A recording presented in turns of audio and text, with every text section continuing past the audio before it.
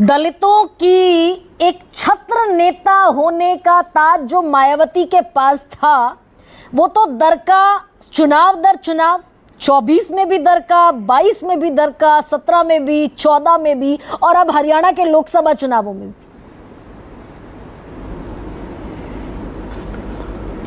मैंने आपकी ये बहस काफ़ी देर से मैं सुन रहा हूँ जी, और मैंने सोचा कि मुझे केवल एक दर्शक के तौर पे इस बहस में बुलाया गया, तो इसका मैं स्वागत करता हूँ, इसमें कोई बुराई नहीं है जी।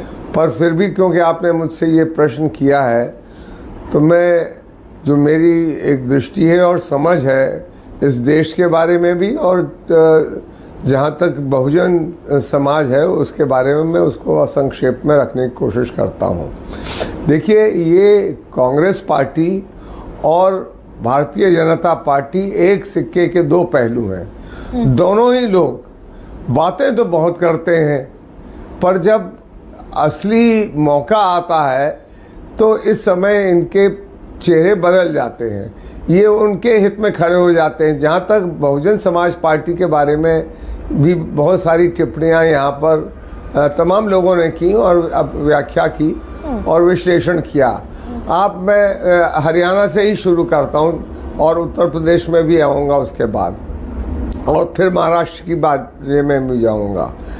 हरियाणा के अंदर बहुजन समाज कांग्रेस पार्टी 0.6% वोट से पीछे थी, और बहुजन समाज पार्टी जो केवल 1/3 सीट पर लड़ी, केवल 1/3 सीट 37 सीटों पर वो अलायंस में थी। तो हाँ, तो लगभग 90 सीटें हैं, तो 1/3 सीट हुई लगभग। तो हम उसमें भी करीब 0.25% से 0.2% वोट हमको मिला। अगर हम सभी सीटें लड़ते तो हमारा अनुमान है कि लगभग हम 5% 6% वोट पाते। एक चीज़ और इन दोनों पार्टियों की है, जब इंडिया अलायंस बन रहा था तो आपको याद होगा जब बम्बई में बैठक हुई तो इंडिया अलायंस के एक बड़े लीडर ने कहा, जब मीडिया के लोगों ने उनसे पूछा कि इसमें मायावती जी क्या आएंगी, इसमें क्या उनको बुलाया गया है? उनको क्यों बुलाया जाएगा, वो कौन होती हैं, उनको क्यों हम बुलाएं? अच्छा, एक ये।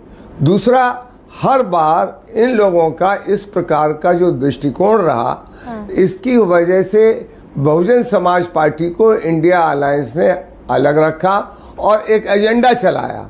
एजेंडा ये चलाया, मैं चाहती नहीं थी आपको इंटरवीन करूं, लेकिन जी। ये एक अलहदा पिक्चर है और ये पास्ट है। मैं मेरा जो सवाल था वो ये कि भाई एक छत्र होने, एक नहीं, छत्र पास्ट नेता होने का ताज प्रेजेंट खाना से मायावती रिश्ता के है, सिर पर। पास्ट का प्रेजेंट।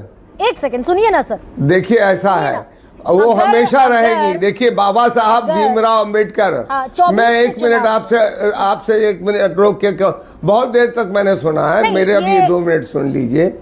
बाबा साहब भीमराव अंबेडकर, सुन लीजिए। 23% से 13% पर वोट शेयर आ गया उत्तर प्रदेश में। शॉर्ट वेरी क्या कहें इसको, विजिबल फॉल ऑफ 10%।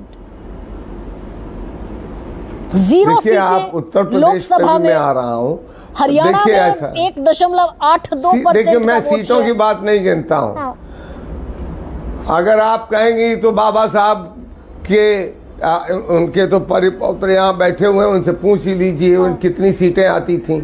उनको तक तो कांग्रेस पार्टी हराती थी, और कांग्रेस पार्टी अकेले नहीं हराती थी, वहाँ पर हिंदू महासभा और उस समय बनी हुई जनसंघ, वो भी उनको हराते थे। तो ये लोग ये कभी नहीं चाहते कि बहुजन नेतृत्व, दलित नेतृत्व कभी देश में आगे आए। सिंबलिज्म के तौर पर बीजेपी भी कभी राष्ट्रीय अध्यक्ष बना। 21 लोकसभा की सीटें, देखिए 10% हमको उत्तर प्रदेश, बीएसपी ने देखिए 10% सरकार चलाई उत्तर प्रदेश में। बाबा साहब, मैं वो ठीक है, दौर ऐसा है, ये आता है, साइकिल का जैसे पहिया उठता है गिरता है, वो सब होता है। और मैं आपको ये भी कहूँ कि जब बाबा साहब को ये हरा सकते हैं, मान्यवर काशीराम को ये हरा सकते हैं, और भी तमाम बड़े मैं नाम ले सकता हूँ, उनके लीडर्स को ये हरा सकते हैं, तो ये इन लोगों की रणनीति है कि खाली उनके नाम को तो लो, उनकी एक उन पर माला तो पहनाओ, बीजेपी भी यही करती है, कांग्रेस पार्टी भी यही करती है। तो फिर चुनावी पॉलिटिक्स में जहां तक उत्तर प्रदेश का सवाल है, जहां तक उत्तर सुनिए ना, उत्तर प्रदेश में मैं आता हूं। ये downfall in terms of vote share, in terms of seat share in so many consecutive elections, पिछली दफा जब आप बैठे थे तब आपने मुझसे कहा कि भाई बीजेपी के पास भी 2 लोकसभा की vote, in terms of vote only we felt a bit cheated because हमारा ये जो लोकसभा का चुनाव हुआ उसमें लगभग 10% वोट है, 1 से 1.5 लाख वोट हमको मिला। और हरियाणा में भी मैं आपको बतला दूं, हरियाणा के अंदर हमारे कई कैंडिडेट 3-3 हजार 4-4 हजार वोट से हारे हैं। ऐसा नहीं है कि हम बहुजन समाज पार्टी का वोट। सर मैं तो सीटें लिखकर लाई हूं, अटेली पे, साढौरा में 4थे नंबर पर, जगाधरी में 5वें नंबर पर, रादौर में 5वें नंबर पर, थानेसर में 4थे नंबर पर। बहुत अटेली में बताइए किस नंबर पर आप? अटेली में बताइए किस नंबर पर है? अटेली के देखिए।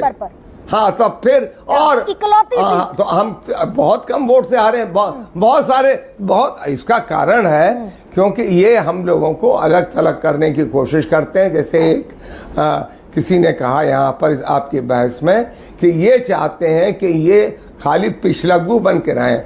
बहुजन अपनी ताकत पर खुद खड़ा होना चाहता। और मैं आपसे ये भी कह दूं, उत्तर प्रदेश का चुनाव होगा, उसमें भी आप देखेंगे इन 9 सीटों पे, और महाराष्ट्र जिसमें आप बीएसपी को नहीं गिनती हैं, मैं दावे के साथ कह सकता हूं कि अगर बहन मायावती जी की मीटिंग होगी, वहां पे सभाएं होंगी और सबसे ज्यादा अगर भीड़ उनके लिए ना वहां पर उमड़ी, तो मैं राजनीति से भी संन्यास, मैं पहले ही रह चुका, आपके यहाँ मैं विश्लेषण करने भी नहीं आऊंगा। मैं ये कहना चाहता हूं, इस देश की सबसे बड़ी चेहरा है, जिस प्रकार से जिस प्रकार से इस देश के सबसे बड़े आइकॉनिक फिगर बाबा साहब भीमराव अंबेडकर, उसके बाद मान्यवर काशीराम, और उसके बाद आप हमेशा इस बहसों में ये होता है बी टीम है, तो बीजेपी की बी टीम है, मतलब जो नहीं, देखिए कभी भी चंद्रशेखर रावण हरियाणा में लड़े, कभी उनको कहा गया बी टीम? मैं आपसे पूछना चाहता हूँ, कभी उनको चंद्रशेखर रावण को बी टीम कहा गया? तो महिमा जो हरियाणा में मिसकैलकुलेशन हुआ, सर अब आगे बढ़ जाने दीजिए। कितने 1% का भी वोट शेयर का फासला बीजेपी और कांग्रेस में नहीं था। बीजेपी ले गई 48 सीटें, कांग्रेस के पास रह गई कितनी सीटें आप जान ही रही हैं, बहुमत से दूर रह गई कांग्रेस। ये मिसकैलकुलेशन महाराष्ट्र में छोटी छोटी पार्टियां, बीएसपी भी कॉन्स्टिट्यूएंट होगी, बहुत सारी और पार्टियां हैं, बहुजन वंचित अघाड़ी, क्या इन सारे कॉन्स्टिट्यूएंट को साथ लेना दलित वोटों के कंसोलिडेशन के लिए, क्या कांग्रेस को अपनी पॉलिसी को रिवाइव करते हुए महाविकास अघाड़ी को चलना पड़ेगा? क्या बहुत जल्दी से कह दीजिए। आपकी बात का उत्तर दूं उससे पहले 2 बातें जरूर कह देना चाहती हूं, क्योंकि काफी बार मैंने हाथ उठाया और 2 बातें बड़ी जरूरी है कहनी। पहली बात तो ये कि थोड़ी देर पहले बात हुई थी 1 नेशन 1 इलेक्शन का विरोध करने की। मेरा ख्याल है कि आरपीआई के अध्यक्ष जो आपके यहाँ बैठे हैं, उन्होंने ये बात कही, और मैं ये बात स्पष्ट कर देना चाहती हूँ कि न सिर्फ संसदीय पटलों पर, लेकिन आपकी चर्चाओं पर भी कांग्रेस पार्टी ने उसका पुरजोर विरोध किया। दूसरी बात ये कि जब जल्दी से जवाब दे दीजिए, बात आती है, जब बाबा साहब अंबेडकर की बात आती है, तो ये याद रखना अनिवार्य हो जाता है और सबको याद दिला देना कि पंडित नेहरू